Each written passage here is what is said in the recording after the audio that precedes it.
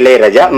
சாமி கும்பிடுவாரு, கவிச்சு சாப்பிட மாட்டாரு, குளிச்சுட்டு தான் வருவாரு, எல்லாம் பண்ணுவாரு. அவர் பறையன். ஈடிணைற்ற இசை மேடை எங்கள் அப்பன் இளையராஜா. அவருக்கு ராஜ்யசபா மாநிலங்களவை உறுப்பினராக தேர்வு செய்கிறது பாரதிய ஜனதா. நாடும் ஏடும் செய்து படித்ததை அன்பு மக்களே கழித்து ஒருவருக்கு கொடுத்திருக்கிறோம். எவ்வளவு வலிச்சிருக்கோம். அவன் சாரணைக்கு தரவில்லை, அவன் சாதிக்கு தந்தோம் என்று சொல்லுது. இவ்வளவு பெரிய உயரத்திற்கு நம்ம அப்பன் போய் சாதித்தும் அவன் மேல சுமத்தப்பட்ட சாதிய இழிவு ஒளியல. நாட்டின் முதல் குடிமகன் கோயிலுக்குள்ள விடல, வெளியில ஒரு மரத்தடியில் யாக வளர்த்து போனாரு. நாட்டின் முதல் குடிமகன் திரௌபதி முர்மு வந்து நீ உள்ள விடல, கட்டை கட்டி கோயிலுக்கு வெளியில் நிறுத்திருக்க.